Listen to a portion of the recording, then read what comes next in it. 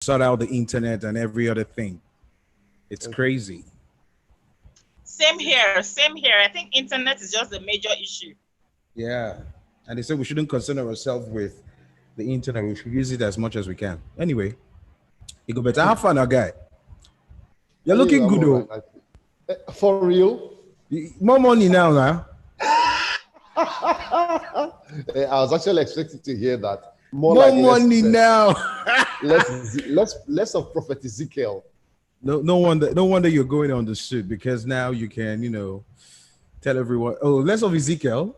Yes, less of Prophet Ezekiel. That's okay. Okay. Let's forget about Ezekiel, man. Yeah. Okay. All right, we're waiting for Amazing. Amazing is to join us. Let me see if I can quickly hit her up. But we're live right now, though. We're live on YouTube, Facebook, and Twitter. Nice. So we are live at the moment. But good to have you guys. Quickly, let me just do the introduction. We have La Beams, aka Antibimbo, aka Bimbo Olasope. Yes, so. What was that? Now your ID card be that? You forgot my chain. I have a neck chain that has Antibimbo on it. Credentials. Antibimbo. And also, she's the host of Family Phone Time, a family show on Kiss FM Lagos every morning. And we also have Kingsley Dan Patrick, aka the Maharaja. And he's currently, I don't even know what to say. He's maybe general manager, station manager. Kingsley, I will talk now. Well, we call it head of station here. Head of station, HOS. Yeah. Of Correct FM caliber. Yes. Well, good to have you guys. Good to have you guys join us right now. Good to be here. Good to be here. Yeah. I saw Kingsley's tweet that he's about to go have lunch because this session is going to be. That's what I was asking him now. Yeah. Lord have mercy. Because I've been thinking about it though. I'm like, I have some of the old heads down here. I mean, you guys have been doing massive things on radio for like decades, man. So much to talk about, so much to analyze, so much to share your opinions on.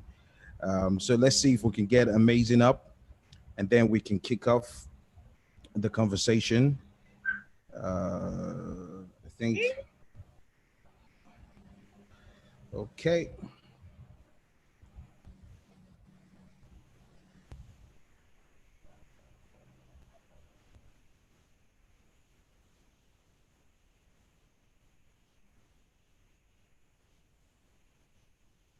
Yesterday's session was fun, by the way. It was a lot of fun. I was listening. Okay, you listen. Yeah. The young lady you had on, she was angry, man.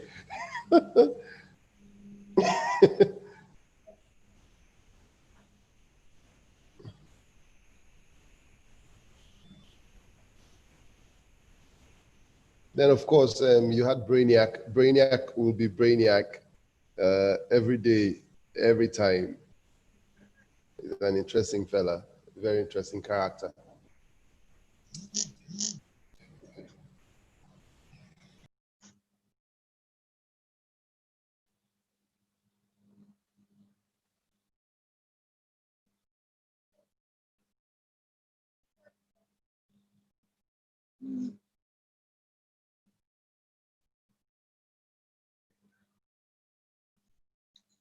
Sorry, KDP, I couldn't reply you. Yes, we had Brainiac on, and yeah, she was angry. A lot of people have been angry. Haven't you noticed it?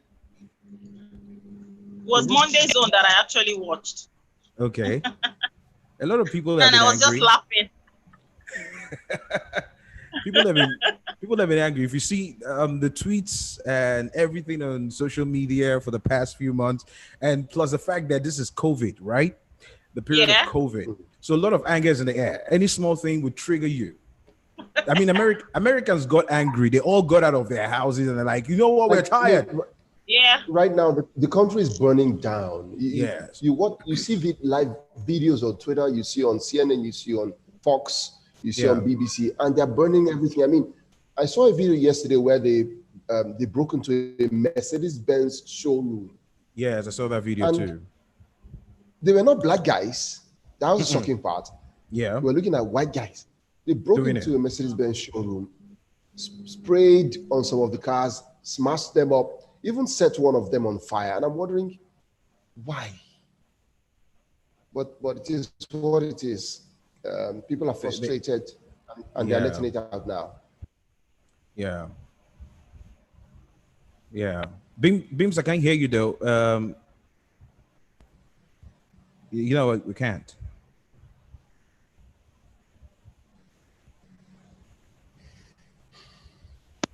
Can you hear me now? Yeah, better now, better. Yes. Yes, we can hear you now. I'm trying to use my earpiece. Oh, Okay, it's not working then. it's not obviously. It's not working. Well, good though. So KDB, let's just kick off. I just spoke to Amazing and she will be joining us in a bit. She was finding it difficult to access the password and the meeting ID, but I think I put her through that. Maybe So she she'll needs be to joining us. upgrade because I needed to update my Zoom before I could join. Okay. So you could tell her that maybe she'll have to update her Zoom via Google Play Store. Okay. That happens to me. Let me quickly, I could send her a message on that one. I didn't know that. But wait, but KDB though, let me just get to ask you this. Yeah. I saw your tweet the other day. The first Rivers guy to, at a station outside Port Harcourt. Outside River State, outside Port Harcourt. Yeah. Outside River State. Okay, now, I started out full-time radio with you. Garden City Radio in Port Harcourt. From that moment, that was like what? That was 2010, 2011 or so. And from that moment to this point, it's more like everyone had to, find a way to position themselves as this is what they want to do. There's a career path, not taking it as a job on any time, just as a career path. I mean, you had opportunities with other things, like you worked with the River State government at a point, and then you still back to radio again. And now you are like at the top of your career in terms of broadcasting, what it really means at the top of your career.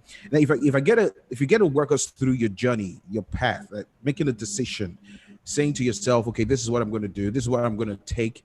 I'm going to take my career this far in broadcasting.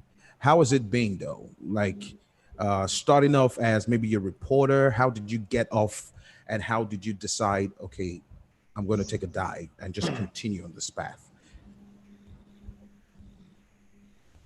Okay. Very, very interesting question. I'm going to try the best I can to answer as quickly as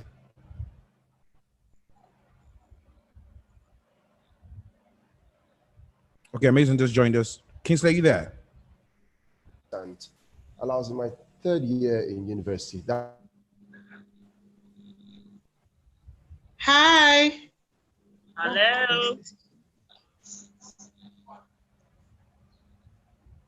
Can you hear me? Oh my God. Yeah, I can hear you now. You were Can cut you off. hear me? Hey, everybody.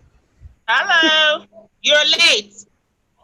I am. I know. Can you see me? No.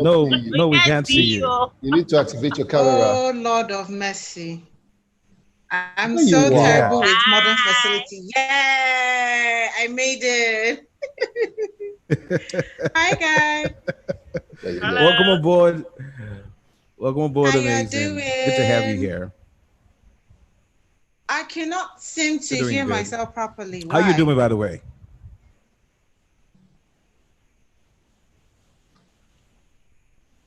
Are you okay? But we can hear you though. Your feed is actually breaking up, so maybe it might just be network at your end. Network. Yeah, because you're coming up and going off. But it seems to be stable now. All right, KDP, sorry, you were saying something before Amazing got on. Yeah. I was saying, ironically, I started out as a production assistant on a TV serial for one of the stations in Lagos, and from there I grew into the role of the producer. Okay. Then I left Ibadan tried to do postgraduate school, There came we back are. to Port Harcourt to do some other things. Then So hi I guys, went back, what did I miss? Okay, you missed the part. Kingsley was sharing with us his journey, where it all started from. So good to have you, though. Good to have you. I have this major problem and I need help. I think I can do. What's that? Yeah, that's so much better. I was trying to use hands-free, but I don't know. I don't think mine is compatible. The same thing Bimbo had. The same issue Bimbo had. Okay. So let me take it off. No need. Mm-hmm. Okay. Hi, I'm right. sorry I'm late. Oh my God, 4:21. I think we're going to stretch it. We're gonna have to stretch it. Okay. Well, I hope those watching afterwards will not shoot me. Kingsley, you've Hopefully just not. been smiling. You had a suit on. Really? yeah, I wear a suit every single on. like You noticed it as well. That was the first thing I noticed. I've been seeing him. No, I don't think it's for this Zoom meeting. I just feel Kingsley has been on. I think this is his new MO. Like, it's suit up right now. It's like suit up. It started recently, though. I noticed it recently. I don't know if it's like. That's not true. That's not true. Correct offense flag.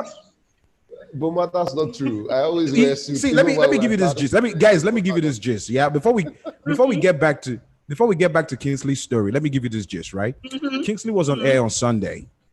He was streaming live on Facebook on Sunday, and I had to check it out. It was in the morning. He was having a morning show, and then he had a suit on. Was it afternoon? But you had a suit on. Whatever. Yes, it was afternoon, but yes, you had a suit on. Yes. And I looked out the window. Maybe it was in church mode. Maybe it was in church mode. I don't know. He was not Churchill. The show was about a guy whose girlfriend was in Uyo and he's in Calabar and the rain is falling and then it was cold and Kingsley felt sorry for the guy.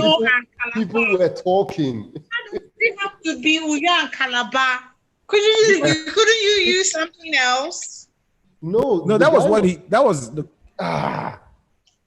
Kingsley's in Calabar, right? Yes, I am. So exactly. So the caller was in. Feeling he was actually talking about me metaphorically. Like, don't lie. How? Don't lie. Is that how much you miss me that you have to use it as a show? Really? Oh my God, that's serious. Buma, you see why this was not a very good idea. He's blushing. I got you. Okay, but on a more serious note, though, the caller was in Calabar, but his wife and his kids were in Akwa Ibom. That's, I think, in Uyo. Now, because of the interstate lockdown, he has been stuck in Calabar for about a month and had not been able to go see his family. So he called in to say he doesn't want to go back home, and his children start calling him uncle. You know, and I was like, and it's been raining heavily in Calabar, you know. So how have you been coping, bro? So you should find a Cecilia. Yeah. There should be a Cecilia somewhere. Amen. That is not even funny. I'm just saying. No, he's gonna keep his marriage. Don't worry, he's gonna keep his marriage. Kingsley gave him counseling that day. But Kingsley, let's get back to your story, though. I mean, you were telling us how you started out and how the journey has been so far. Production assistant, grew to be the producer. After I left school, of course, service year came, and I came back, tried to do postgraduate school, came back to Port Harcourt, got the contract. I had two offers at the same time, by the way. One with CAN TV. No, not CAN TV. CTL. You know CTL, Boma. You know CTL in Port Harcourt. And Love All Plus is in Lagos. I chose the Love All Plus option because it was more lucrative as far as I'm concerned. I always tell people, don't work for free. If they're not paying you money, they must pay you in value, good value. You must be learning something or you must be gaining something. Don't go there and I just want to work. Because I was hearing you guys yesterday talking about 1,000,001 people want to work for free. I don't believe that. I tell people that. I don't believe that.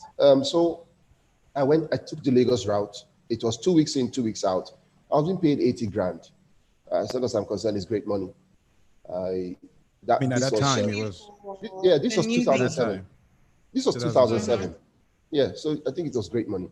I was going and coming in. I go in like a celebrity, get out like a celebrity. After that, management change. Now, this is the thing with a lot of these private organizations. When management changes, the new management tends to want to come in with a policy, whatever it is. So the new management came in and said, I didn't have a contract as long as they are not concerned. I was not a staff here. And this was 8 months after the previous management had changed. So I had worked for 8 months without getting a dime. Yeah, 640 grand. I'm still paying. So at some point, back and forth, I had to let it go. I had to walk away. Only for them, a few weeks later, I stopped coming to invite me for talks. They were insisting that I stayed in Lagos because they wanted to give me a lot more responsibilities. But they were offering me 50,000 naira a month. And I began to wonder, okay, how do I get transportation done? How do I get accommodation sorted out? 50 grand a month. It was not going to work. But, there are always people who have influence over you and they talk and they say, okay, just start, after a few months, you do a review and all of that. We know that if after, we all here, I'm sure we all know that story of after a few months, we will do a review. Happens. That is just the American. That's like when they say we're working on it. But we all bite that carrot. We do actually. Yeah. So I actually agreed. Now I told them, since the former story was you didn't have documentation, so you're not a staff here. Regardless of the fact that you see me on your channel, you see me in your premises every day, you see me recording, carrying cameras, running cables, scripting, developing content for other shows. I was actually employed as a presenter and content developer. Some of my shows that I wrote then are still being broadcast today. So I took it and I told them, we have to do a documentation. The documentation never came till now as we speak. So while I was waiting for the documentation, let me make Boma and Amazing laugh about a little bit more. I had a girlfriend who wanted to give me a treat. She wanted to give me money. She was an oil babe. I mean, then if you're dating a chick who is in the oil industry, you're large. Boma, stop laughing. But the deal here is, she said, I'll give you money or I'll give you a treat. So I said, give me the money. She said, no, I'll give you a treat. So on our way out of Nigeria, we're going to Ghana. At the airport, my phone rings. Yeah. This is not a treat, it's a cruise. That's a serious treat. So amazing, behave yourself. So this is a cruise. Right at the airport. How can you leave all of Nigeria to go to Ghana for a treat? Just to go to Ghana for a treat. That's big boy thing. Fast food. Treat is fast food, man. That was my equivalent of Dubai. Okay, but on a more serious note, though. So while we were at the airport waiting for the flight, my phone rings. Call is from Super Screen Television. We were here, you're in town. We would like to have a meeting with you. Come through. And I was like, okay, I'm waiting for my flight now. Out. Whenever you are in, come to the office. So I came back from Ghana, went straight to Logomore House, 9th floor, had a meeting with the CEO, and there and then, they told me, come back the next day, meet the COO, Chief Operating Officer, and pick up your contract for 120 grand. Wow. I think it was fantastic. It was fantastic, as a matter of fact. And I remember till date, my head of department, I was with the entertainment department. He always brought it up in every departmental meeting we had. And I kept replying. My answer to him was, Chief, I was not here when you negotiated your contract. I negotiated mine. My letter says, presenter. If you want me to do anything extra, you will have to be nice and polite about it. Because right now, I'm doing my job. that's the other side to this thing. Employers make you slave. I was listening to the lady yesterday and she was talking about how that they were being forced to market, right? And I was laughing all through because I know how it feels. I know. Yeah. I was fighting. I think every Friday we're having meetings. Every Friday it was war. I began to produce the news every Thursday night, do voiceovers and all of those other stuff. It was fun for me. By the time I left Super Screen, I was a full-fledged television producer. Okay, so while I was at Super Screen, that's when the phone calls started coming from Garden City Radio.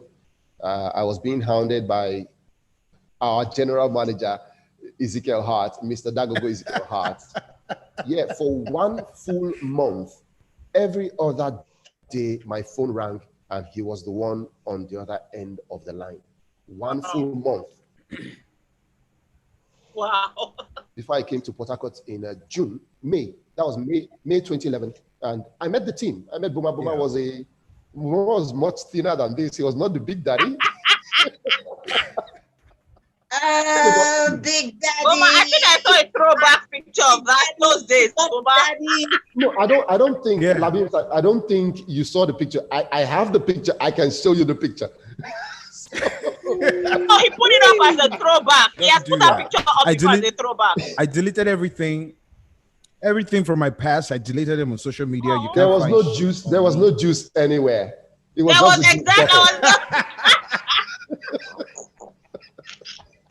and there was no big. There was no big. There was no daddy. There was no juice. It was just Buma Barango. No daddy. Okay. But the Garden City Radio experience was very, very unique because it posed a different kind of challenge. I always tell people who come around me who want to be broadcasters, I tell them television is easier. Because for television, television is much easier. I'll tell you why. When you're a TV presenter, you can communicate your emotions. They can see you. They can see your expressions. So it's easier to pass across the emotional message you want to communicate to your viewers. For radio, they cannot see it. So if you cannot animate your voice adequately, you are stuck in the mud. So coming to Garden City Radio, we had a team. I think, in all honesty, that has been the most diverse team I've worked with. And I think that has been the most creative team I've worked with all through. We built Garden City Radio from scratch. All we had were the equipment. Every single liner, every single jingle, every single program title, every single program concept, everything, every characteristic of every part of the show. We sat around that table, we were about 8 of us, and we developed every bit of it. The programs who will take only phone calls, the programs that will do online messaging. I mean, we made it happen. And it was fun until some people got very angry and things started going all right. Yeah, Buma will talk about that part of it. But, 8 years. I was there for 8 years. Buma left before I did. Interestingly, he went to KUFM. KUFM called me before you. I didn't go. After Buma left, KUFM called me. The reason why I didn't go to KUFM was a difference of 20,000 naira. As shocking as it is. And they were offering me more than twice what I was earning that time at Garden City Radio. Garden City, yeah, that was the offer. Let's give an example. For example, at Garden City Radio, I was earning 70,000 naira. KUFM was offering 140,000 naira. I wanted 160,000 naira minimum. That's why I didn't go. Minimum, right? So I didn't go. And at the point, I was like, guy, who jazzed you? What if I as in a serious jazz? I'm telling you. Now, besides you wanted to say something? No, go ahead. Besides KUFM, I had a few other, I think Passion FM Calabar. What's the name of this station where Jeff Q was? Inspiration. Inspiration FM was on. Passion FM Uyo 2 was on at some point. I just didn't want to leave for an anyhow price. Yeah. So for you, KDB, let me get this straight now. Let me get this. Yeah. For you, Yeah. it's more of before you make a decision on where next to go or what to take. It has to do with like the financial implications. Yeah, the remuneration, basically. It's very, Ross. Let's not lie to ourselves, man. It's very important. I tell people to shut up whenever they say I'm doing this for fun because I love it. It's not about the money. I tell them, the first meeting I had with my staff, I asked each of them, why are you here? And they're like, I really love, once you go, I tell you, shut up. And they look at me like, who is this new guy who's telling me to shut up? I tell them, shut up, please. Because, like I said at Garden City Radio, I don't know if you remember this, I'm going to say it. You remember when that motivational life speaker, coach? Yeah. I will never forget that. The man started telling us about vibrations and so on and so forth. I asked him a question, if you remember. I asked him, why are you here? And he tried to dance around it. And I told him point blank, you are here because the GM is paying you. Otherwise, you wouldn't come here and give us this thing for free. Later on, he got airtime for free to do his show. Yeah. So if you're not being paid with money, you are being given free airtime, which you are doing your business. You get what I'm saying? I told him point blank, we are all mercenaries. We are working here because we are getting paid. The day we stop getting paid, we'll start walking out the door one after the other and looking for other places where we will get paid, regardless of the fact that we absolutely love the job. I was reading Labim's profile, and she said, I think you were the one who said you were coming from 10 years of banking, right? Yeah. Yes. I mean, I'm on 10 years of banking to broadcasting. I mean, we moved from broadcasting to other sectors to head their communication and strategy departments. But here is somebody moving from banking to broadcasting. Man, you must really love this thing. You really, really love this thing. Yeah. Banking. No, that's actually not the case. I was supposed to be a medical doctor. So now wow. you can imagine. Sorry. Now you can imagine. We understand this. You are a science student. Now you can imagine the disappointment of my father. Oh my God! Science student. You know, Labeems. Let me get to Labeems though. KDB, you made mention of Garden City Radio. Garden City Radio for me was like an experience that, I mean, that was where I had to learn a lot of things. I remember going on air, and then my general manager would come on, and he will bang on the studio window and say, "Hey, you're a thug. You're playing thug music.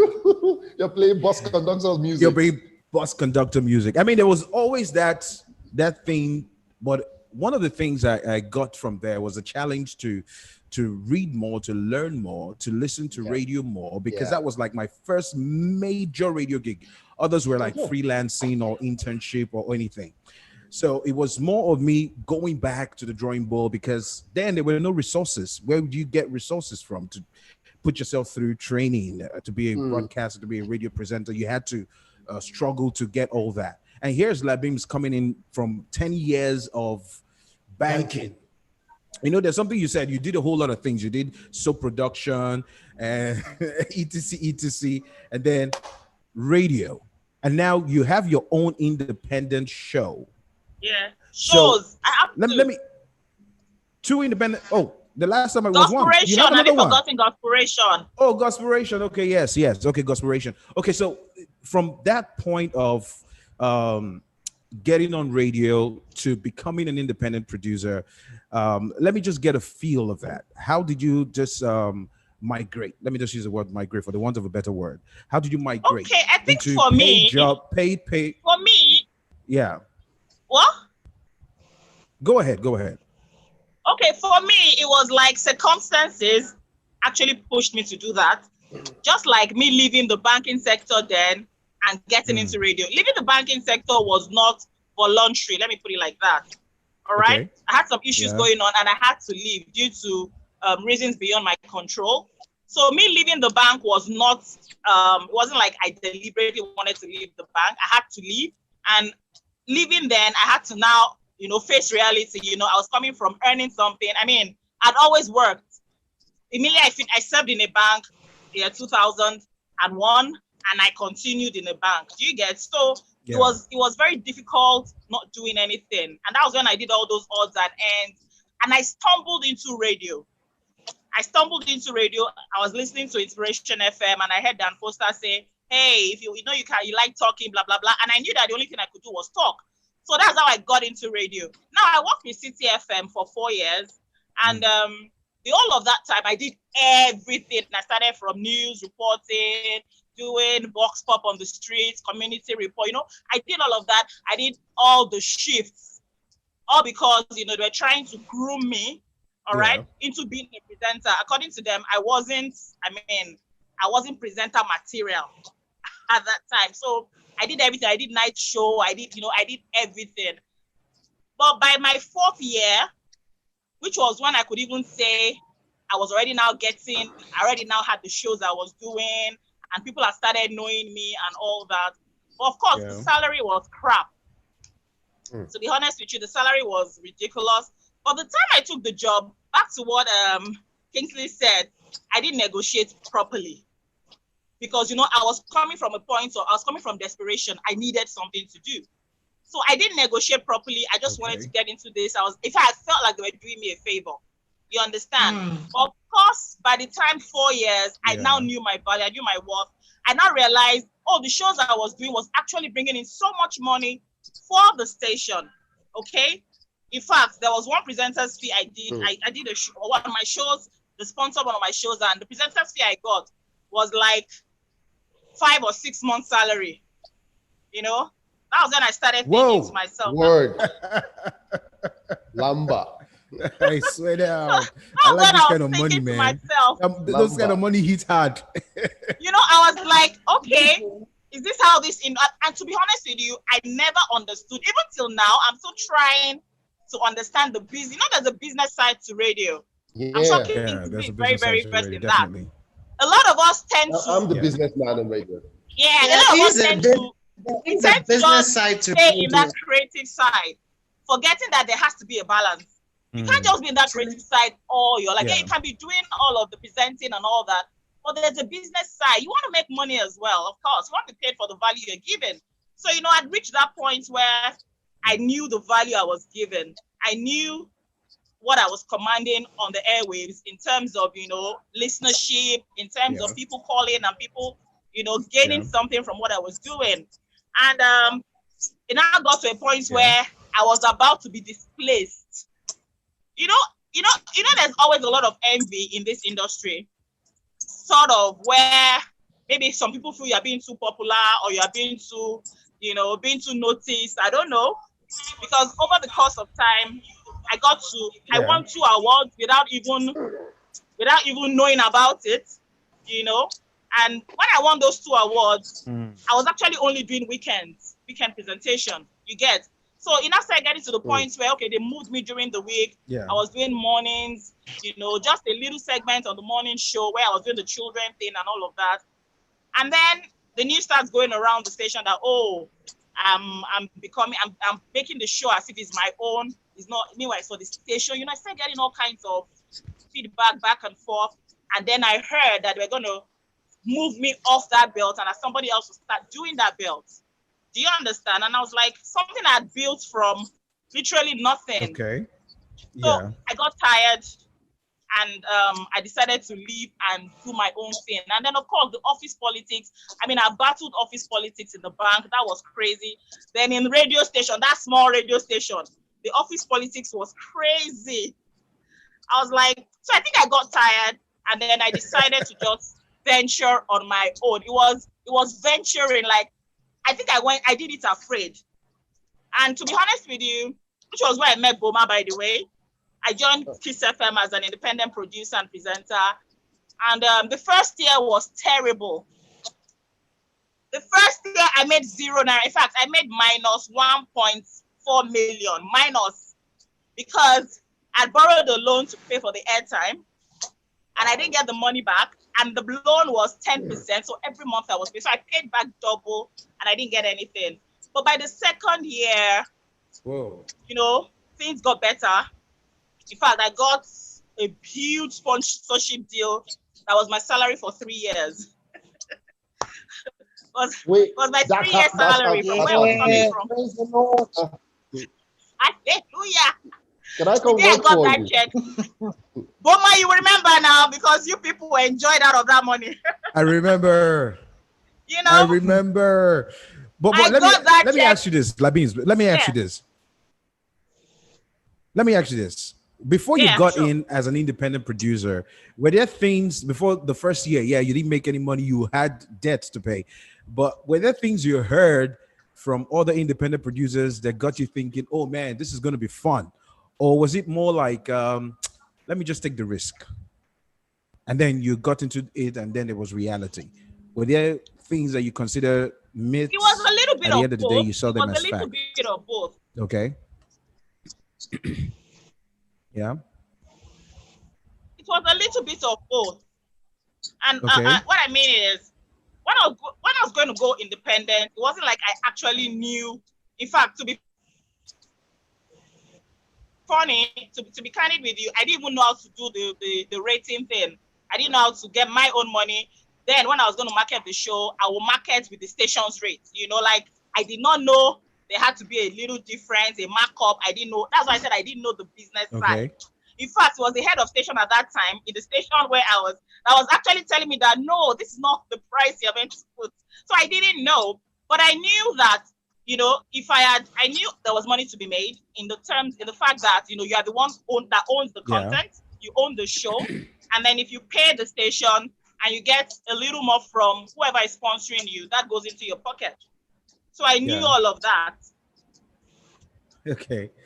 But hey. your son just came up. Amazing. You got into passion like last year. Am I correct though? Because I had to. It's exactly a year and 4 days. A year and 4 days. You keep track, man. Who says a year? Who says a year and 4 days? I can say a year. I don't know. I don't know. 4 days.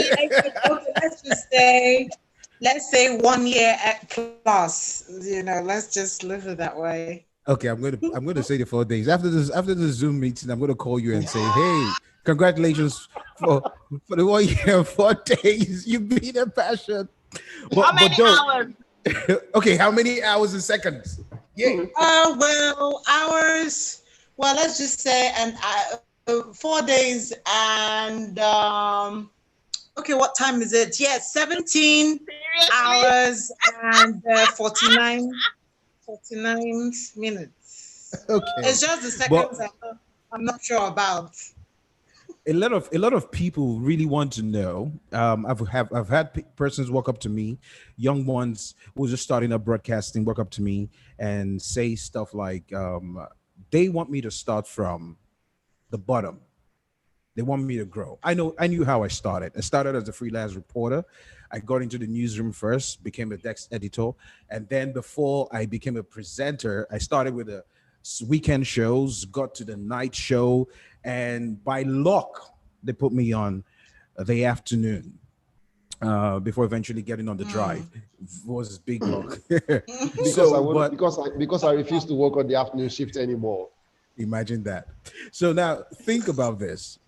You have been in the industry for quite some time now. Would you say that is a proper process for persons trying to get in or persons who are getting? Because I get to hear presenters jump on radio and I'm like, this is my first time. This is my first time doing it. A lot of that. So is there something like a structure, a written down rule that says you have to start from the basic point before you get on as a presenter anchoring your own show? Okay. Well, it's pretty tricky because, you know, over time, even Kingsley would re-echo that. We're always told during our early years that radio is not just radio, that broadcasting is a talent industry and it's dynamic and doesn't come with doesn't come with its some certain rules.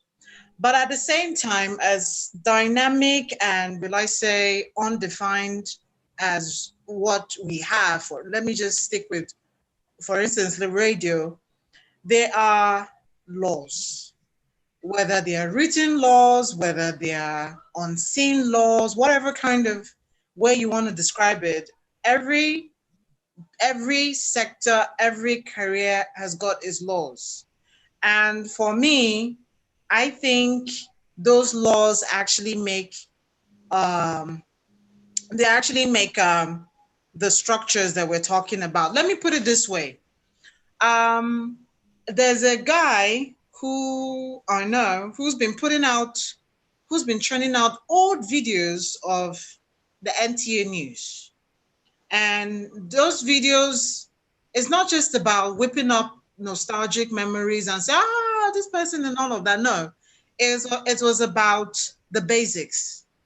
And then for every one of you who's, on this and others who are listening, once upon a time, radio and a radio studio, or even the radio station, before we even go to the studio, was defined as a sanctuary. Yeah. Sanctuary in the sense that not everybody has the right to go in there.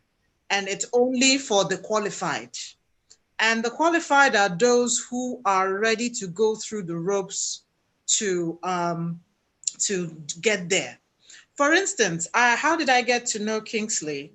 I met Kingsley at the point of my career. I think I was just 7 months or 6 months into the job, and I had this hunger to learn everything. So I wasn't satisfied with the people I was working with. So I started reaching out. Like, it was as crazy as getting money from my family to travel. And then, Kingsley said something about his father being disappointed. My father is heartbroken till date. You would not believe it. He had already bought books that I would use to open a chamber after 5 years being a lawyer. Because I had a mind of my own.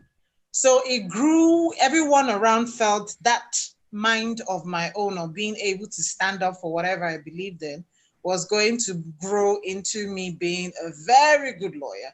And I love philosophy. So it was like all the subjects that required me to be a good lawyer, I was good at it.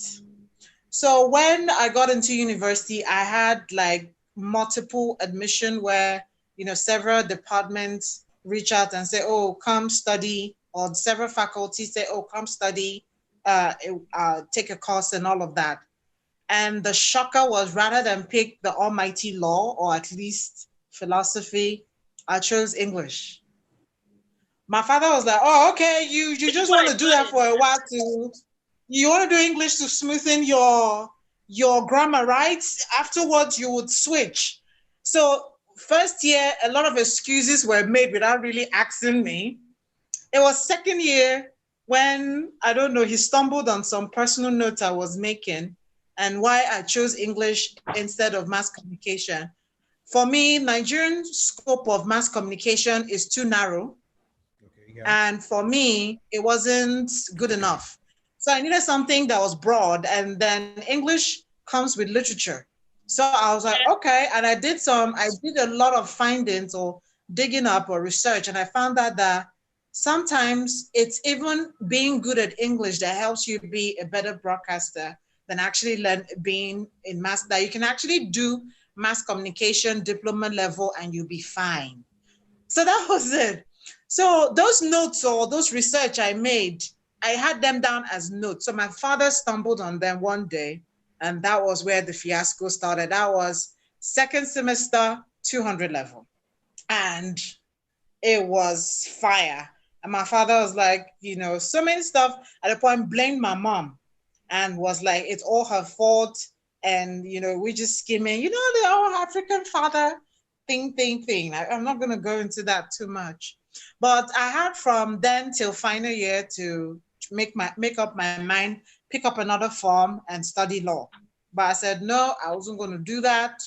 And it came with a lot of denials that still hurts till now. Like,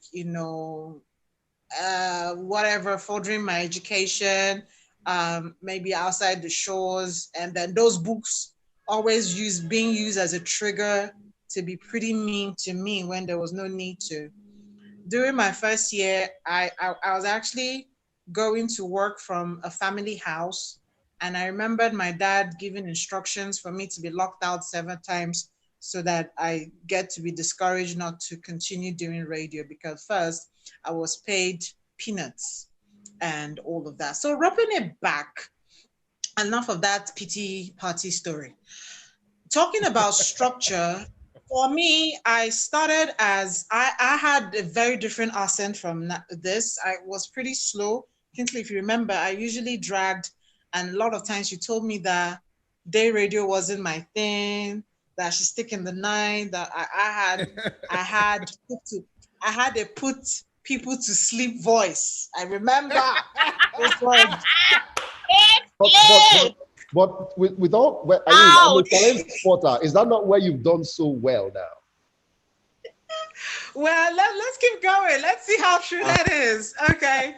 Give So the man the accolades, my first year, please.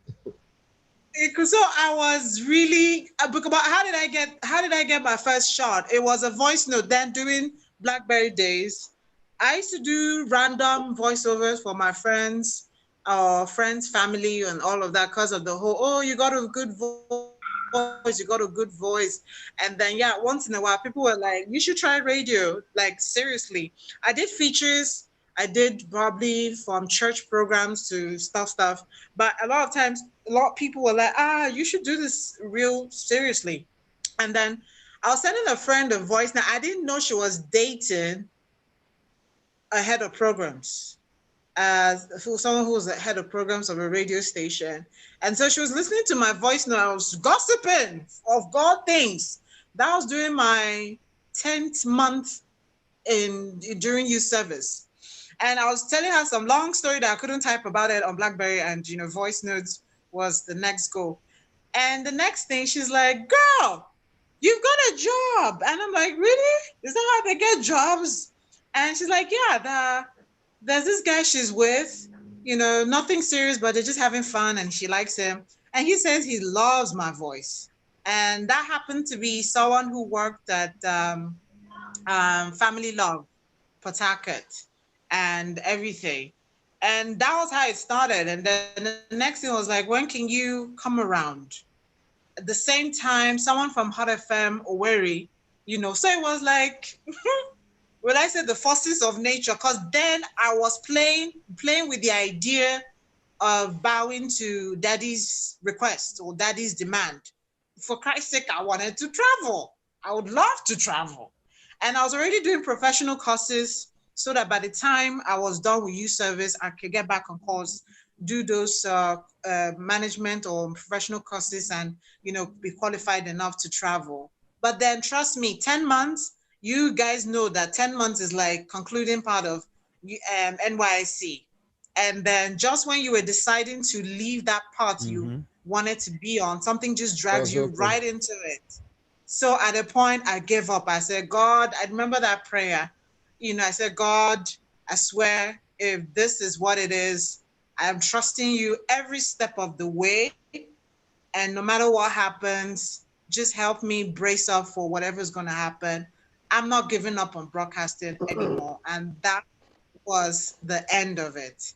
Every other conversation, every other effort to get me a job in different sector failed. As I was then being paid less than 30,000, it was good and everything. And then during that time, another radio station, Love FM was opening a radio station because Port Harcourt was kind of saturated, so I didn't really have a spot. And what happened, I was that invisible person. Initially, my first ID was Amazing Your Invisible Companion, because I got so used to coming to work early and not speaking on the microphone for months. And I'll take notes. And the likes of Mr. Kingsley and maybe Boma, you probably had a bit of those years where, grooming or they call it understudy, it was that where you don't talk, but you make notes and everything, and just wait for the miraculous day where you'll be caught off guard and made to do something, probably live or go to the studio and do something. And that was it. And so that breakthrough came when Love FM Umahia was opening. And they're like, you know what? Go knock yourself out in Umahia. We wish you all the best and everything. And that was how I went to Umahia. But then the whole voice drawl, oh, you talk too slow, this, that, blah, blah.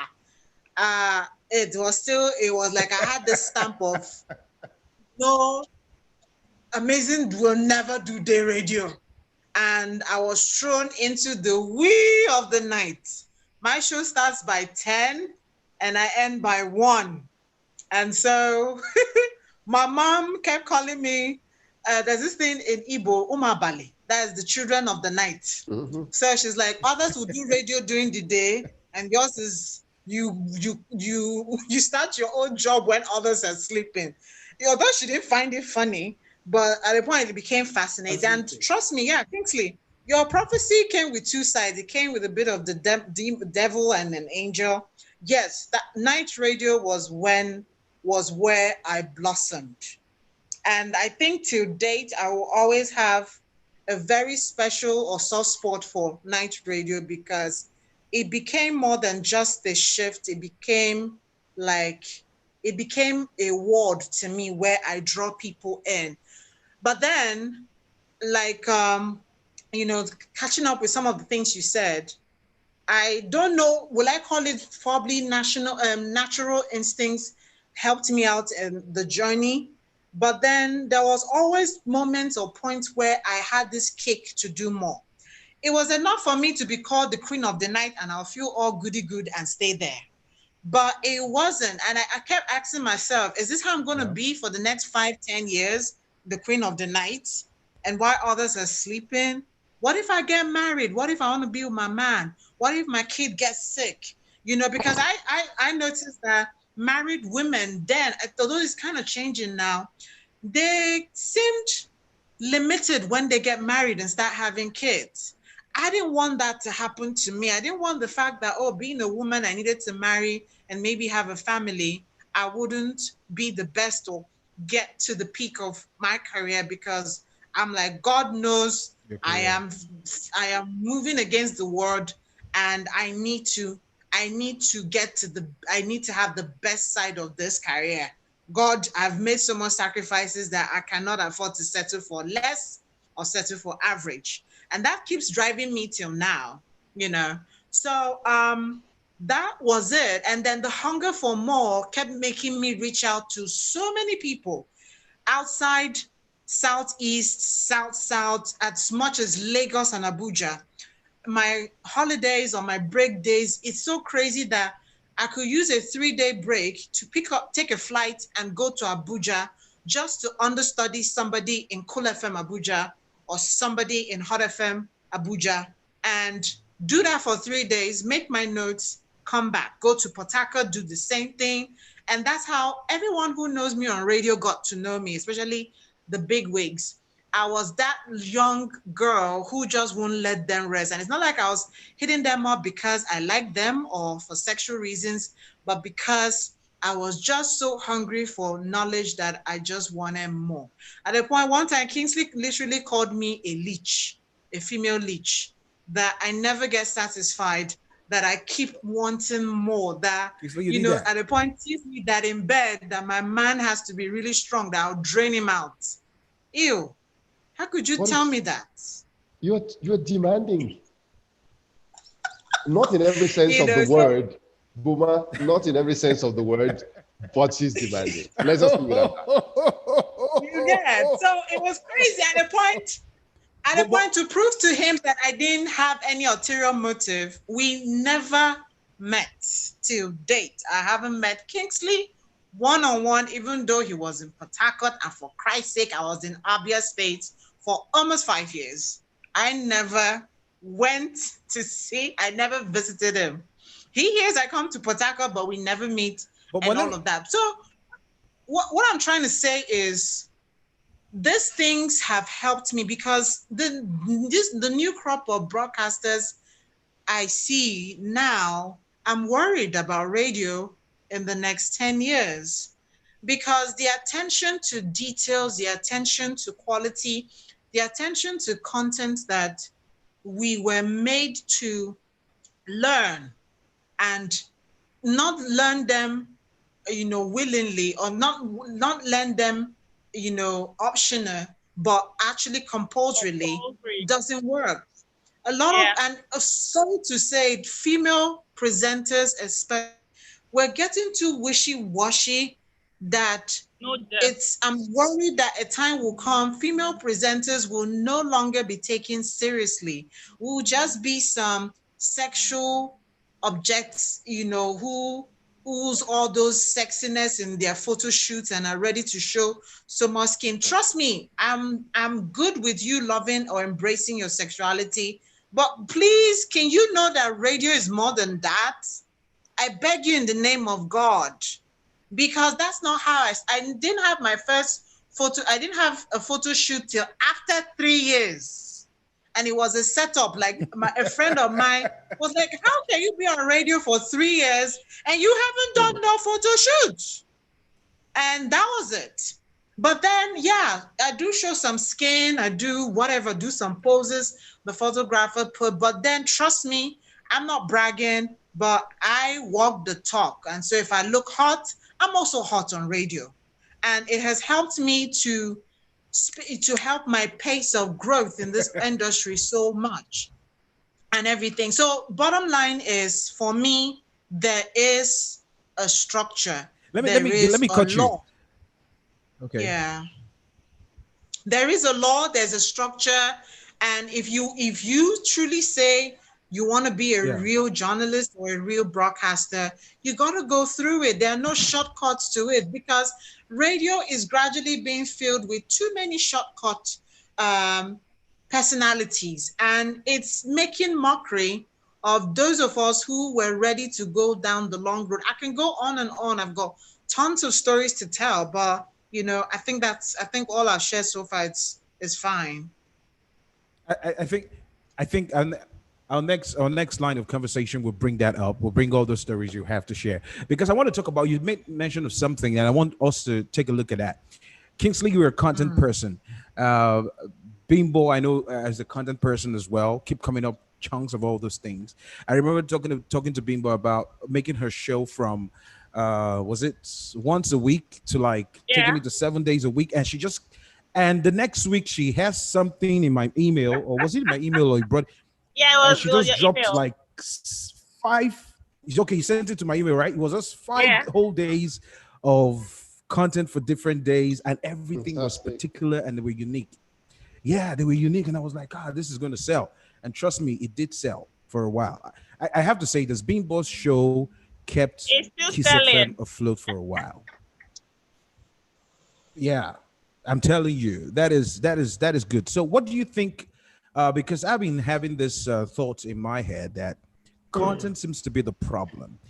I mean, you listen to radio, you have more of the entertainment feel than you have any other issue. People like to, go towards what's happening, what's trending on Twitter, what's trending on Instagram, who's having that baby for that baby, who's the baby mama, who's the baby dada. And there are a lot of issues going on, social issues. It seems that no one is able to fuse this into proper content except the talk radio. And most persons are not interested in talk radio. They want to listen to radio, yes, for the music, but still want to know something. Do you think content is actually a problem right now? I mean, Yes, this is like please. Yes, I really think so. It is. Yeah. Sorry, not meaning to shade any of you. Yeah, it's easy to say your guys are the older generation, so you're gradually getting a little old school. But for me, whatever, old school, new school, that's rubbish. But for me, content is it. Because why did I even leave Magic FM? Because yeah, part of the story was I left Love FM and moved to Magic, and would I say that all my jobs or the where I've worked are basically places that I didn't really apply for.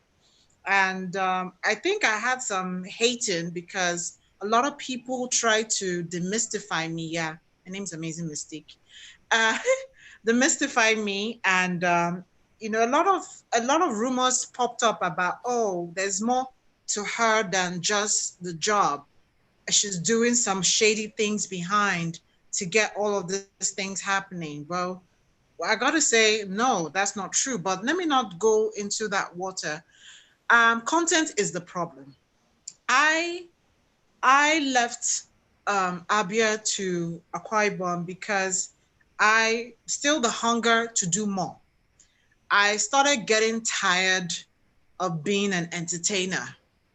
I got really tired. Like it affected me so much that I didn't even need to prep. It started affecting me. I stopped prepping. I just go on air. I just assign the DJ or my intern to get me new songs. And from the songs, I swear, I make content that takes me for 4 hours. And they're not wishy-washy content. They were pretty nice. And so one day I woke up and I was like, wow, I'm going to be hitting 30 pretty soon. And I'm still doing this. Is this what I left all the promises or opportunities my family pre-planned for me to stick with radio for? And I just said, no, content is suffering. We are feeding our next generation with nothing. And that is why social media seemed to be the new rave. I feel social media became the big rave because people were looking for content. And radio was not satisfying that anymore. And when social media came bang with, for instance, the Insta blog and all of that, yes, it was like giving you entertainment, but with information. And that is where radio gradually started losing its almightiness. I gotta say that. And that was where I think the problem started from. So now, and then also, I'm sorry to say this, I need to blame, will I say, the rating system here. A couple of months ago, I may not be correct with what they're actually called, but the radio pool agencies and all those people who do ratings for stations came to our station to, do some workshop and everything. And based on what they showed as ratings, it was like what remained peak of high demand was music and entertainment and gossips and all of that. And then bracket of age bracket of persons or listeners, people who listen to radio more, blah, blah, blah. And then all of a sudden, indirectly, the guy was trying to make us feel that for us to be more market viable, we needed to downplay, because where I work was, let's say, initially supposed to be a talk radio. But then a lot of consultants who came around are saying, nah, if y'all want to talk, y'all ain't gonna make money. So you got to water it down. And I got pissed at that. I literally confronted the guy after the session. I'm like, how you going to do that? I came up and I'm like, hey, can we stop following some stupid laid down rules that I don't know who made them and set our own? As far as I'm concerned, I took this job because it was a new challenge for me. I could have stayed where I was because I was very, very, very comfortable. I was good, but then I felt or I sensed that redundancy or mediocrity was setting in. And I didn't want that. I felt I was too young in the industry to start being that way. Yes, the accolades, the recognition, the fame, the money. For instance, that presenter's fee you talked about, ma'am. Wow, I tell you, I enjoyed a bit of that too. And it was easy peasy. And at a point, I even and it was for lesser work. At a point, I even had a spot at the management, but I was ready to let all that go because I wanted to do more. It was more than just having a position. It was more than just being a member of the management where I'm part of the decision making and stuff. I wanted to do more. And that is where content comes in. I feel radio in Nigeria, or broadcasting in Nigeria, needs to be whipped up. We got too much celebrities who are doing nothing. And it's making the next crop of broadcasters. But now, amazing. Go ahead, finish your statement. I wanted to talk. It's making our next generation of OAPs to think it's all about the accent, the swag, and like they said, the hype, content, and then, all the whole social media buzz for you to be relevant. And content is gradually fading. And I'm wondering if I had to go through those ropes, and I'm glad that and everything. So I don't know what examples are we setting for the next generation. So I think content is a problem with Nigeria. Labeem, do you feel the same way? Labeem, do you feel the same way? Because I know that your show with Family Fun Time. Yes, Labeem. Yeah. Yeah. No, Labeem, Beams. Go ahead. Because I know that your show is particularly targeted at the family. And there are certain kind of shows that are targeted at certain demographics. But when you look at the entire radio structure, do you still share the sentiment that yes, content is something that we are lacking? People are not getting the feel of it. That's why they're taking social media stories that might not be actual facts. Remember, fake news. Yeah. But I don't think content is the problem. I think it's just the fact that the stations are geared towards making money. So they just have to make do with what is happening with the times.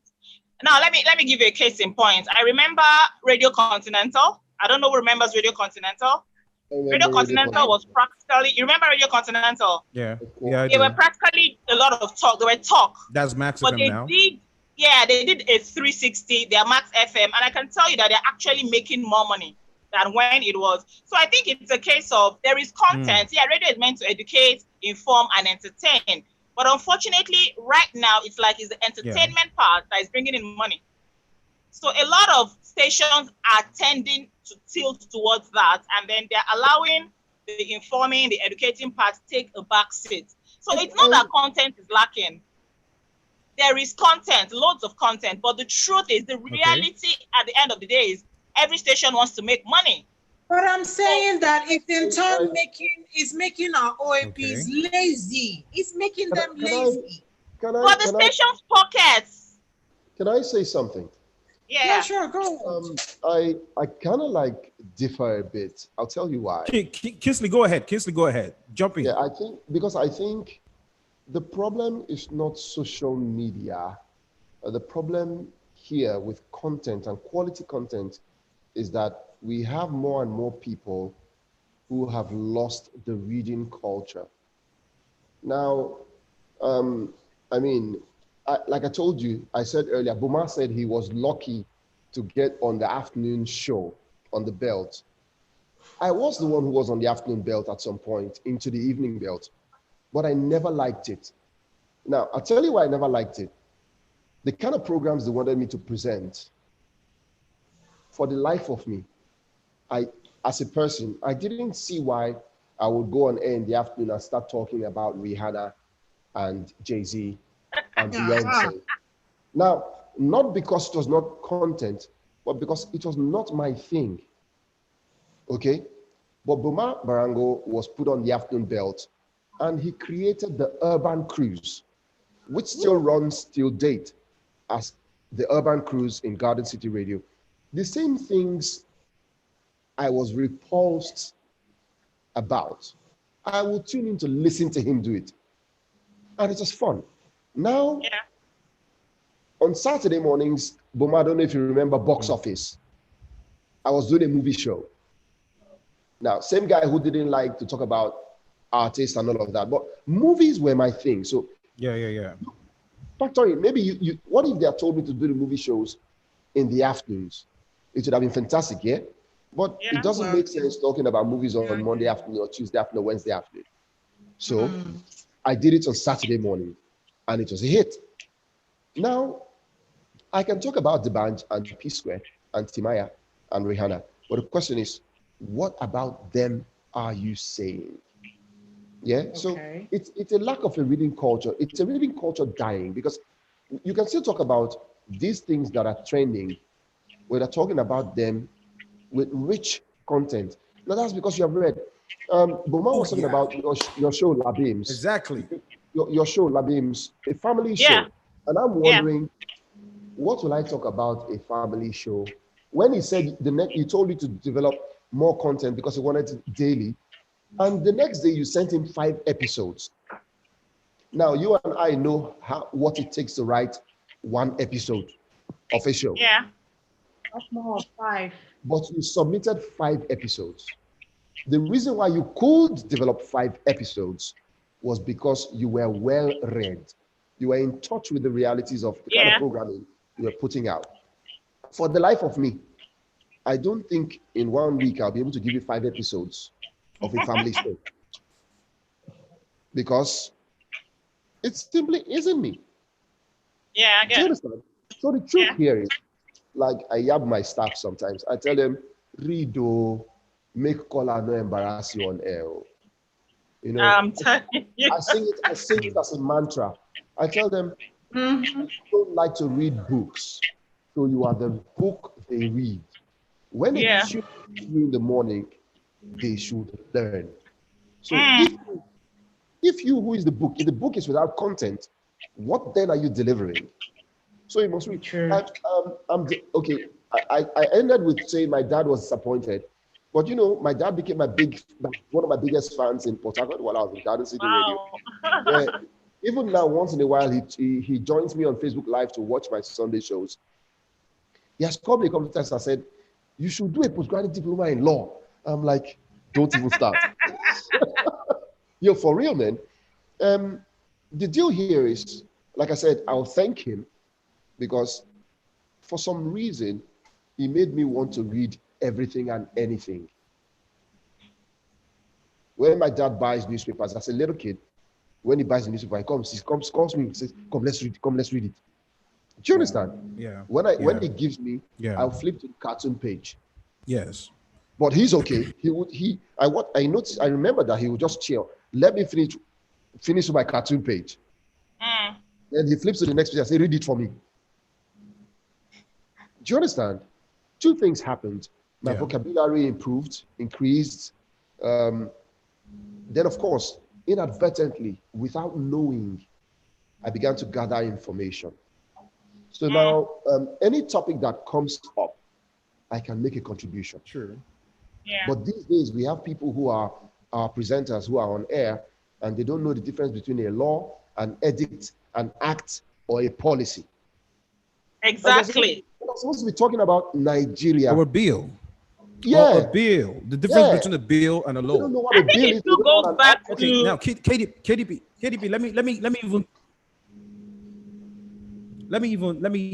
me cut you there. Sorry, but I want to go back to what you just said concerning reading. Trying to put the way you deliver the content is more of how you, or your analysis of a content, your analysis of a subject matter that you present on air is your ability or the knowledge that you have. That is what you bring on.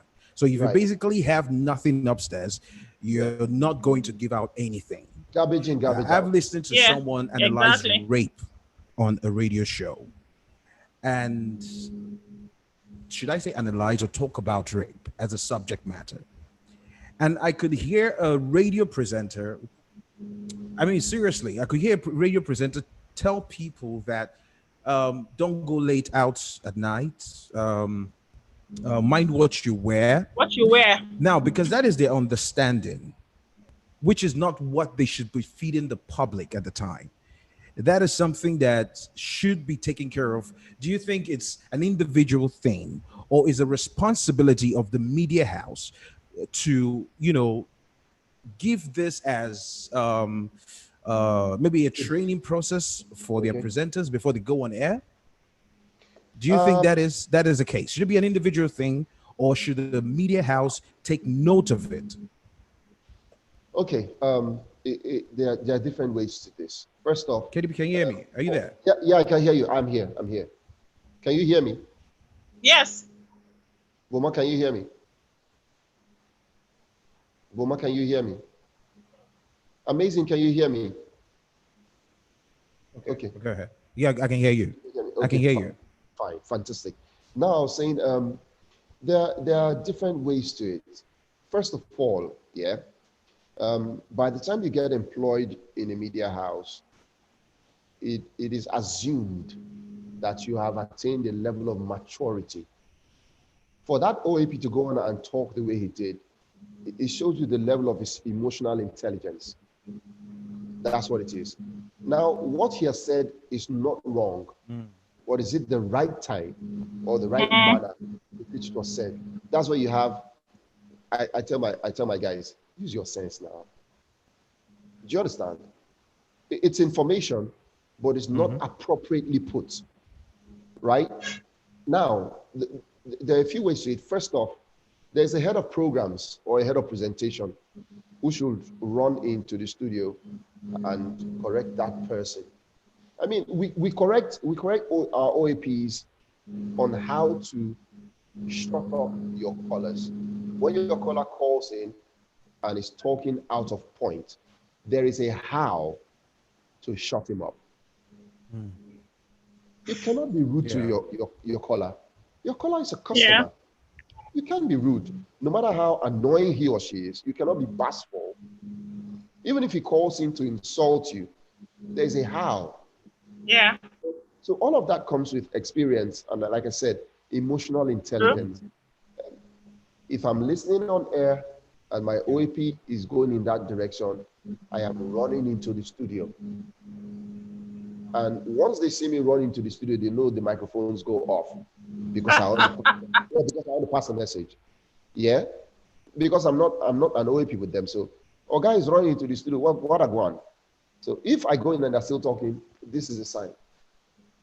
So they push the fader, and I tell them, no, you don't do this. No, don't do this. It's not right. You're probably reading from a script you've downloaded or something you have researched. Safety for women in these times when we have issues of rape and assault, and it's listed there. But come on, man, use your sense now. How do you feel if your sister was the one who was raped or assaulted at night? How would you feel if someone is telling you, why she wears short skirts come out now, or why she go out for night? She no say area no safe. It doesn't make a lot of sense because we as broadcasters, we work late night. I mean, Amazing was closing at 1 a.m.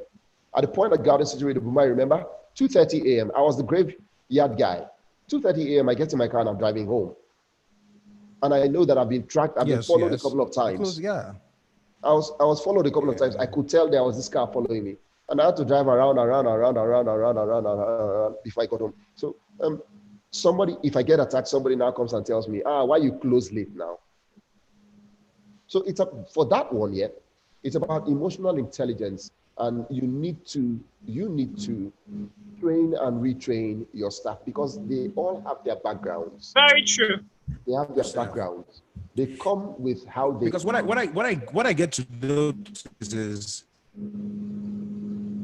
what I get to notice. Sorry about that. Sorry for cutting you. Because I can't really. I'm having issues with my feed. My internet connection is messing up. So I really don't know when you stop talking or when you continue talking. So it's always jumping in and all that. But one of the things that I've come to a conclusion on is to what their own personalities have to say.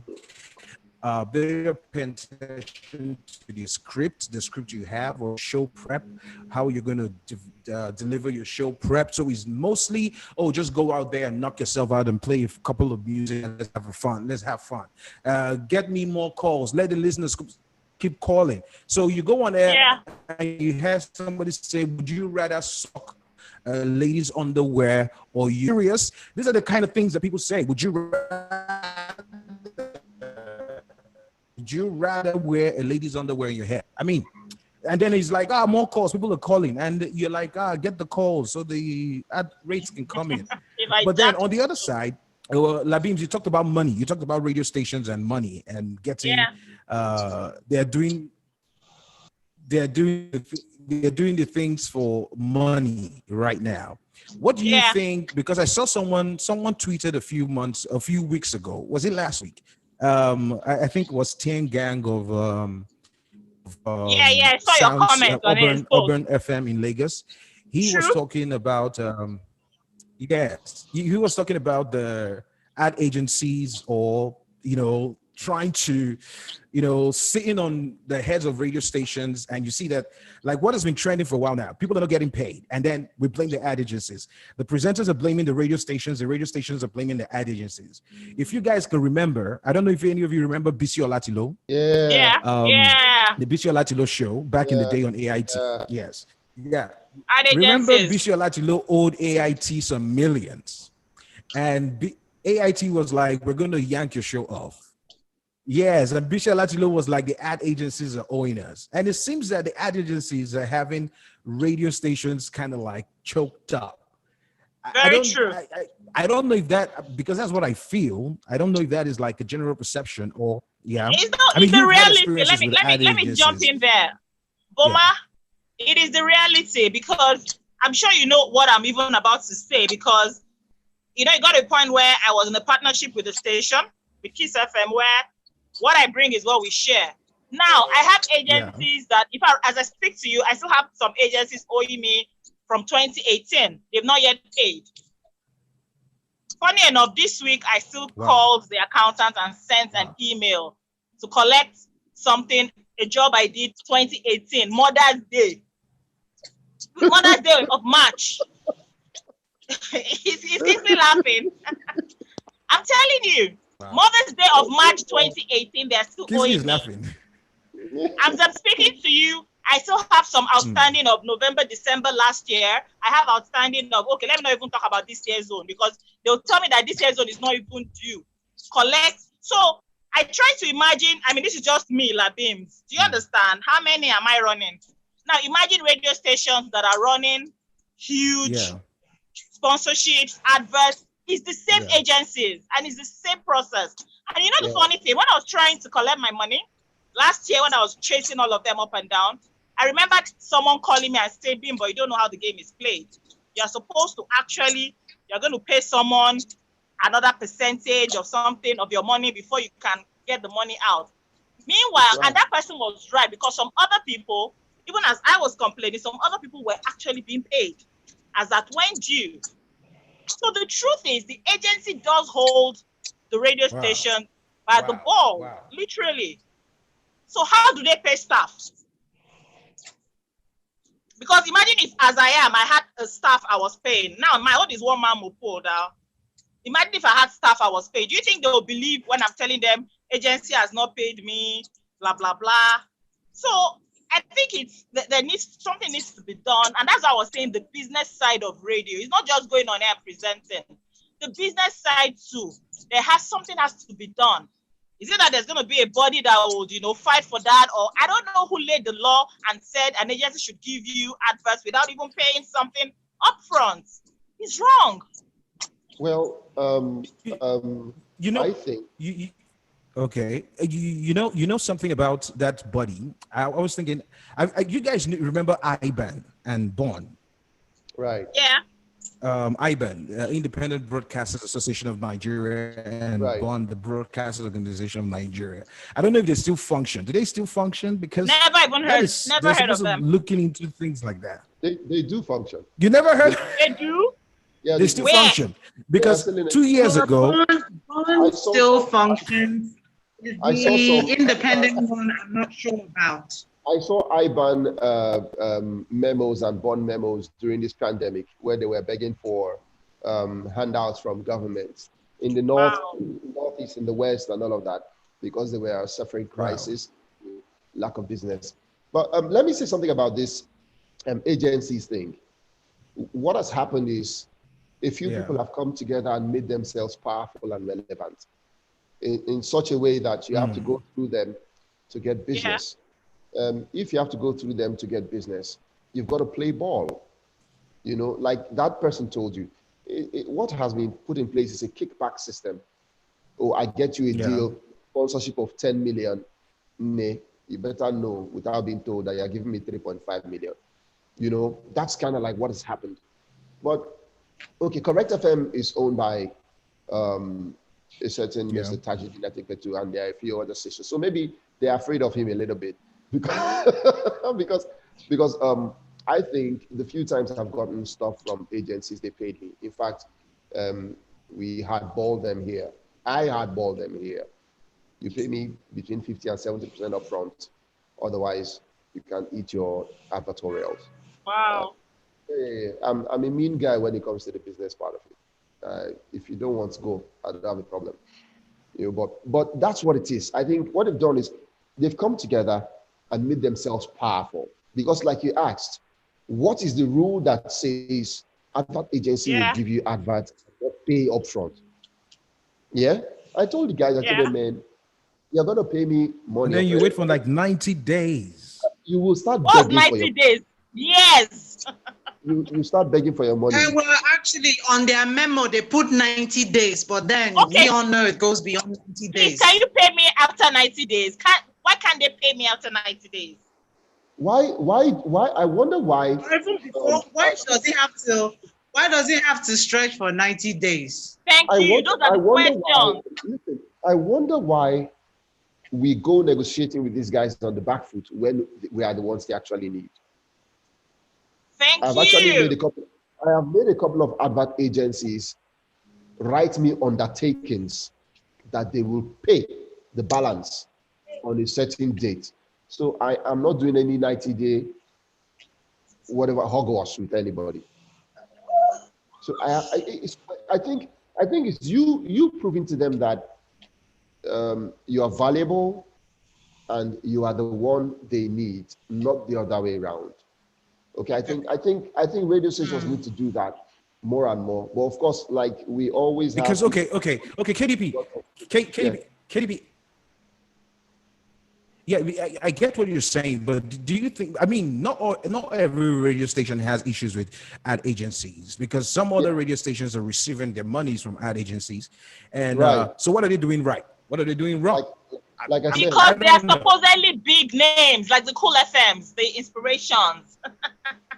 That's what I think. It's valuation.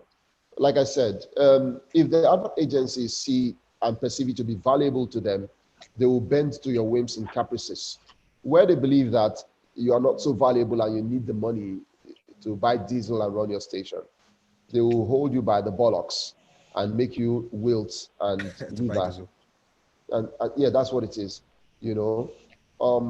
So you first make yourself valuable. You have to make yourself valuable, and wherever you find yourself, like for independent producers like Labings now, I'm thinking by now, you have some ground, you have some notoriety.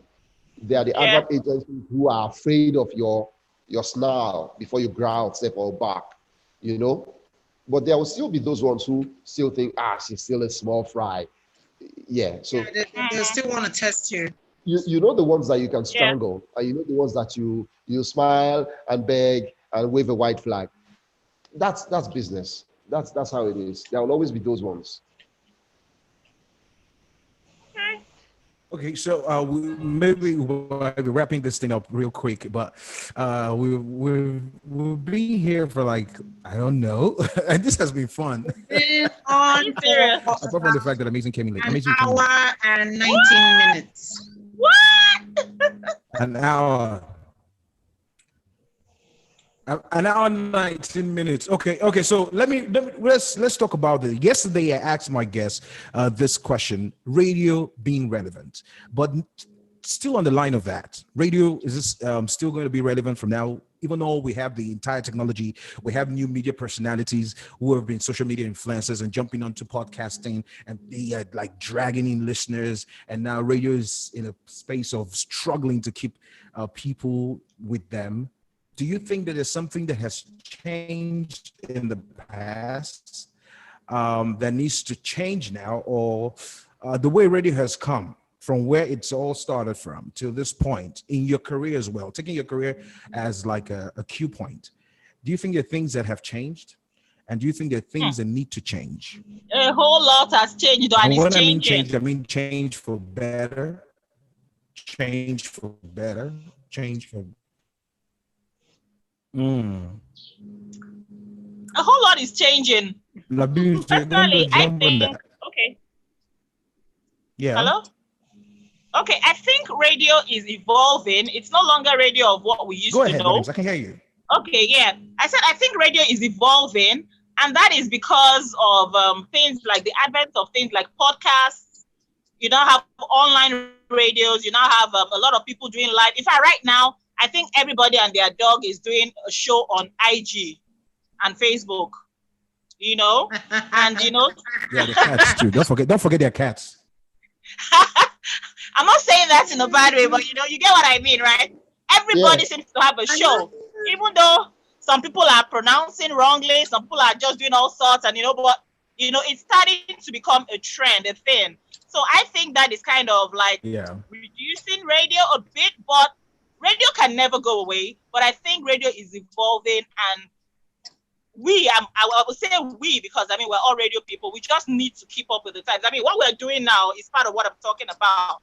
Boma has not been on radio since when, but Boma still remains a broadcaster, and he's using alternative ways to still get the message out. So radio has to come into that, you know, has to evolve with the times so that they still become relevant, especially now that, I mean, on your phones, how many people will actually tune into a radio station on their phones? They won't, but they'll rather watch, I mean, YouTube, IG Live, Facebook Live, you know, or even listen to podcasts. So radio is evolving, and they need to evolve positively to keep up with the times so that it does not become extinct.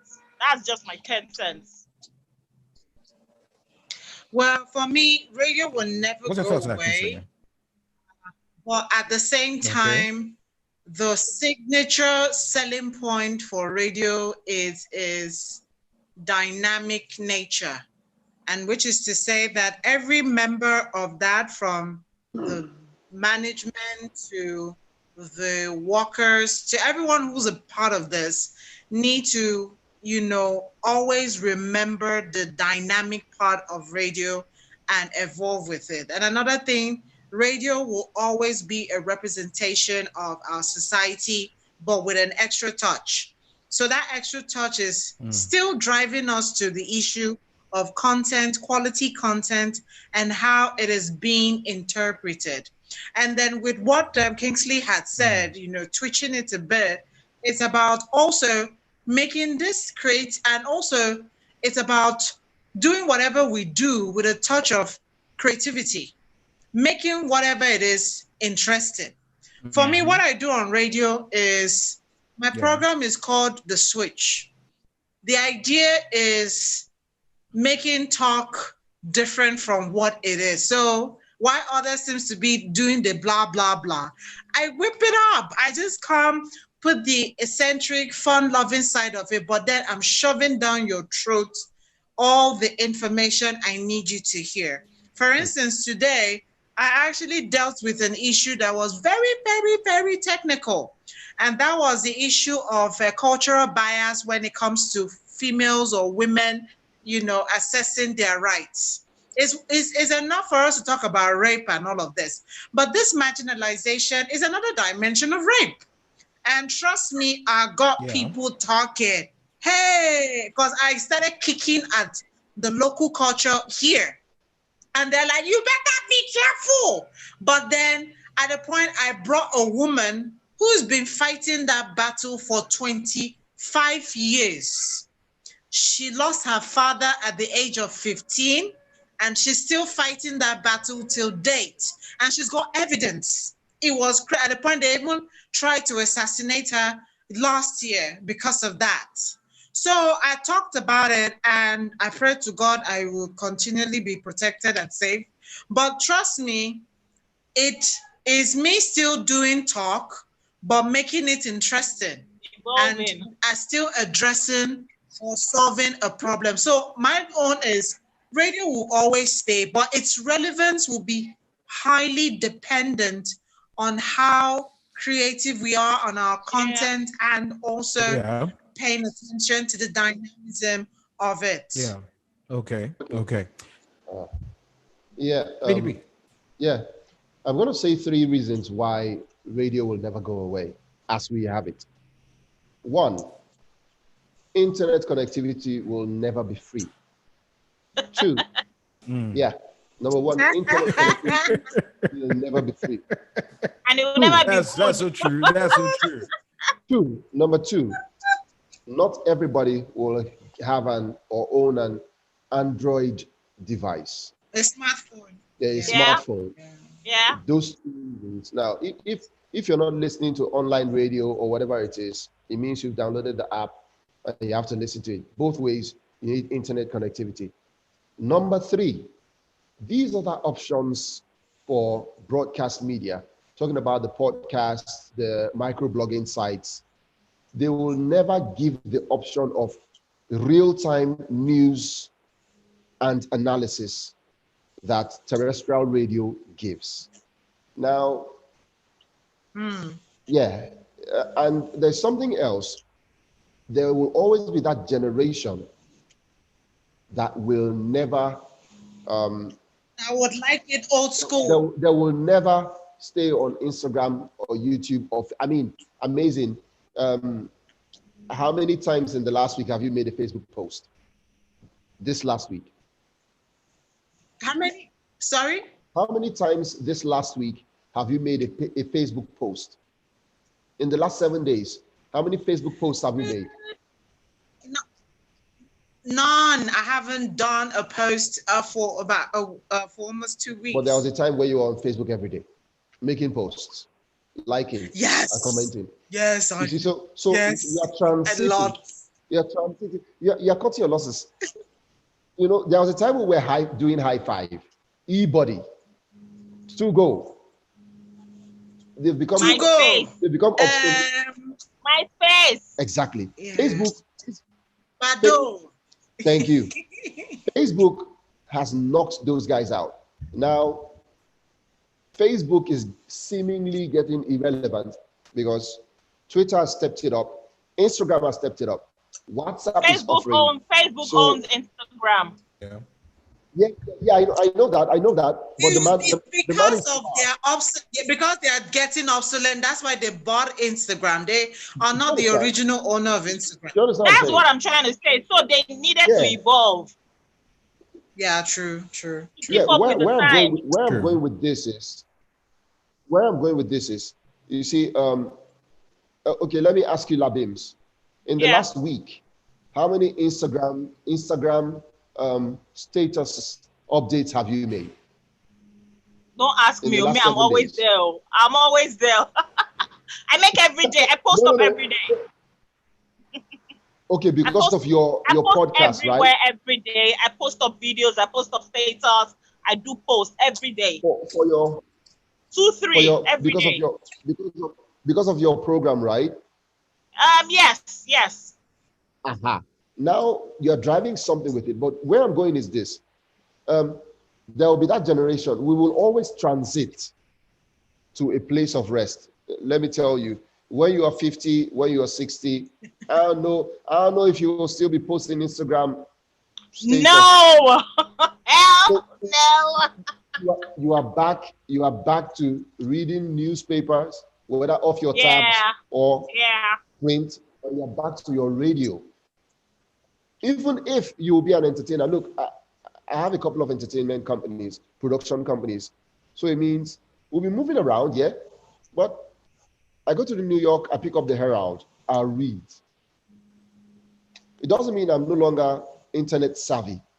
But the fact is, as long as these podcasts cannot give me real-time, ongoing, continuous news analysis, I will fall back to radio because that's where the real people are, in quotes, talking to me per time.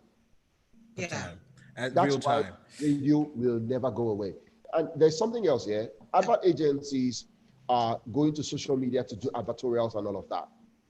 Now, you need to also pay attention. So spending more money there. I'm coming. You need to pay attention to the on influencers and all. You need to pay attention to the kind of products that are going to social media, and now also look at the kinds of products that stay on mainstream media, talking about radio, and television. The ones that go on social media are the ones that are usually youth inclined, younger generation inclined. But I always tell people, old money is the real money. Yes, it never dries up. Old money is the real money. How many Dangote Facebook posts, Instagram posts have you seen doing marketing? So come on, talk to me. How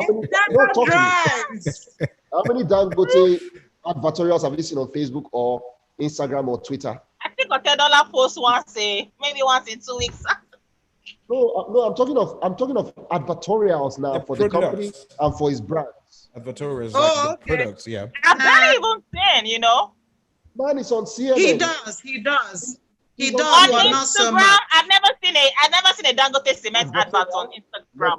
No, when he was rebranding the spaghetti and sugar, it was up there. It was. That was how long ago? So we didn't see it. I didn't see it. It means he didn't stick. I didn't see it. You know why? Because he still believes and he knows that the people who would most likely want to invest large sums of money, they are not on social in media. his company and in his friends. They're not on Twitter. They're not on Instagram. They're watching CNN. They're watching BBC. They're watching Fox. They're listening to Radio Nigeria or one of the other radio stations. And that is the truth. Everybody. Where he pumps the money. True. Everybody above 30. Everybody above 30 has radio time. When I say radio time, a time is they just tune into radio and they listen to talk. So it will not. It ain't go nowhere. You know what?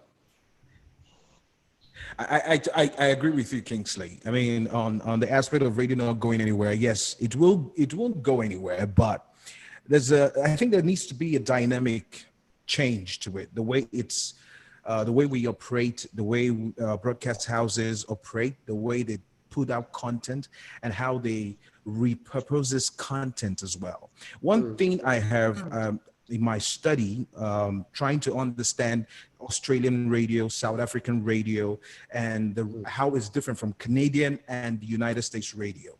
They have fused radio with the social media dynamic that, I mean, you can't even understand it. I'm talking about the Australians now. The Australians and the guys in New Zealand, they do radio differently from the rest of the world. And for Nigeria, I think that the Nigerian media, specifically radio, because that's what I'm concerned about, specifically radio, needs to grow beyond what we are right now. The technology that we use is not the technology the rest of the world uses, even South Africa, for instance. And you discover that we are still doing the same thing over and over again. The NBC is not helping matters. We need a union, first of all, summarizing what we've talked about here. We need a union in terms of the ad agencies. We need radio stations to start training their OAPs, man. So they give perfect or near perfect content to the people who are listening, because that's basically it. And then, Kingsley, you talked about contracts, people not being able to negotiate a good contract. That is also a problem. And not working for free. These are the mentality these are the things that radio personalities need to pay attention to, certain details, apart from the fact that media houses are failing on a regular. They are failing to provide welfare for their OAPs and other people who work in the media housing. I had to go through a lot in my last radio gig. I swear to God that I'll never go through that process anymore, because that was the worst part of my career. I mean, it started out fine, but ended terribly. So you hear the same story across board. It seems that radio stations right now are only concerned about what they cannot offer than what they can offer. So stupid. So anyway, big shout out to you guys for joining me on this conversation. I totally appreciate And amazing. Awesome being here, meeting everyone. Amazing, Kingsley. Hey. Yes. Amazing. Hey. But here's the thing. I didn't know. Thank you. Okay, let me just tell you, Kingsley and Amazing. I didn't know you guys knew each other. Just so you know. But after the Zoom meeting, both of us are going to talk. I'll talk to Kingsley. Oh my God. I'm going to talk to Amazing next. Well, you just heard it first. You just heard it first.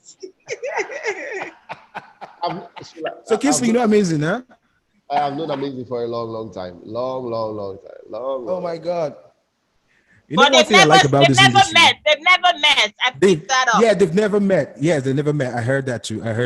But one thing about radio is everyone knows everyone somehow. Yeah. Crazy. It's a crazy industry, small industry, and yet dynamic. Big shout out to you, Kingsley. Big shout out to you, LaBeams. Big shout out to you, Amazing. Thank you for joining me today. Thank you for having me on this conversation. Have a lovely day out there. You too. Bye everyone. Stay safe.